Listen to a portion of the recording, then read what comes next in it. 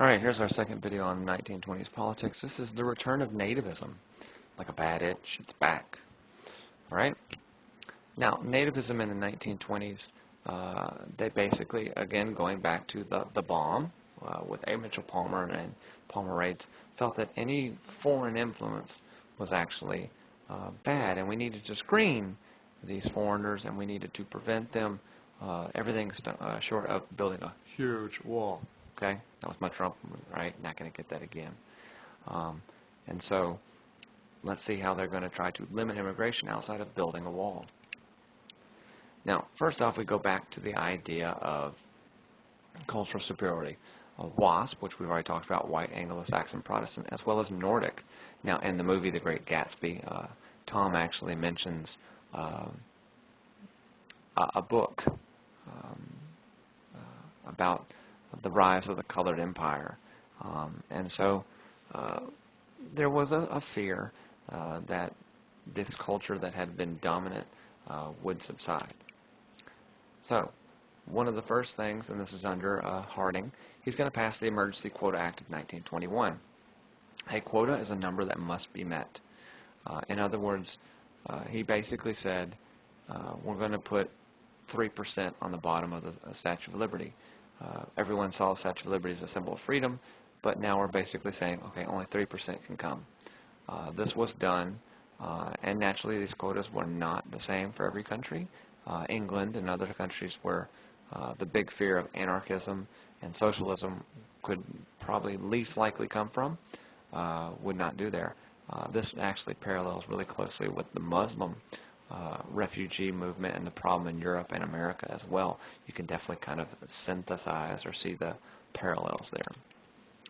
Now, this act also, the Quota Act, later on will be called the Immigration Act of 1924, aka the National Origins Act. And so, in short, you can see how immigrants from these places were actually restricted at this time.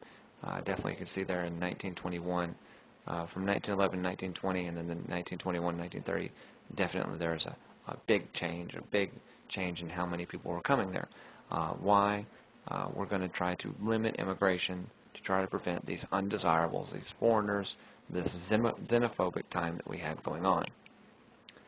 Now, nothing is more kind of demonstrative of the nativism of the 1920s than Sacco and Vanzetti, or as they would say in Italian, Sacco. All right, Niccolo Sacco and Bartolomeo Vanzetti worked in a place in Massachusetts called Braintree. Now, it was said that there was a robbery, the man was shot, and it ultimately came down to these two were the men who were guilty. Okay, so they went to trial. There's not a lot of substantial evidence, as the Brandeis brief would dictate you need, and yet they were said sent to the electric chair, and they were executed. Now, in class, we're actually going to look at the evidence, and you're going to decide if there's enough or not. So what ultimately sent them there? Number one, they are Italian, so that goes in the nativism. And number two, they actually promoted a school of thought called anarchy, and this is that the world actually works best in chaos when no one is there to dictate what happens. And so for those two reasons, they're actually left out of these whole idea of give them a fair trial, okay? Now, the KKK comes back as well in the 1920s. Why? They're nativist, okay? And so a lot of people actually joined the KKK in the 1920s, and in the North in particular, and under the guise of what the Bible said, etc., they're going to try to limit immigration to this country and prevent that. Now, one of the first, actually the first motion picture to be shown in the White House was a movie called The Birth of a Nation. And this was under Woodrow Wilson and also under Warren G. Harding. It was shown twice. This was a Klan recruiting tool, and it kind of inspired the formation of the second era of the KKK during this 1920s of nativism. That's just interesting that that's the movie first shown in the White House. Now, D.C. Stevenson is the end of the resurgent Klan, okay? D.C. Stevenson and you can see there, second-degree murder returned against him, and the death of mismatch Oldenheitzer.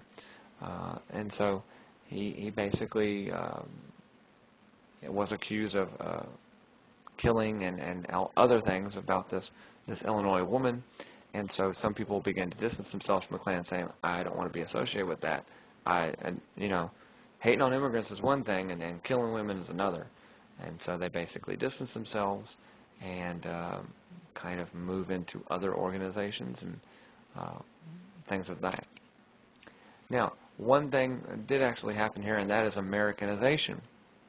And so you have the idea of the Coca-Cola commercial, and I told you there was some hate mail, right? And so here you go. You're in America, so speak American, and as you can tell, I said no, learn to spell. Your, it should be you are, or your, Y-O-U apostrophe R-E, okay? You are in America, okay? And that just kind of goes to show you the mentality we have there. It's funny, all right? Beth Minderdorp, I don't know who that is, but there you go, okay?